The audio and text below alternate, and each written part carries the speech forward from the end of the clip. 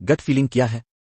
Gut feeling को बाज औकात अंदरूनी एहसास कहा जाता है। ये वो एहसास होता है जो हमें बगैर किसी वाज़े वजह के बताता है कि हमें किसी सूरत-ए-हाल में क्या करना चाहिए।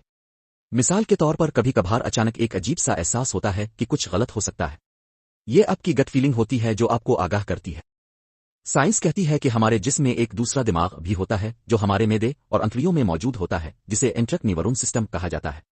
यहाँ 100 मिलियन न्यूरॉन सील्स होते हैं जो दिमाग में भी मौजूद होते हैं।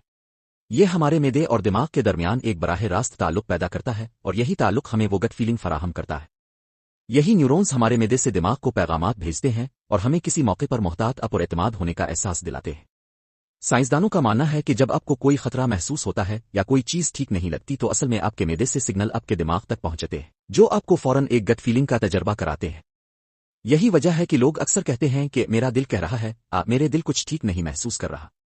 दरअसल ये आपके मेदे और दिमाग का मुश्तरका काम होता है जो आपको सही या गलत का इशारा देता है।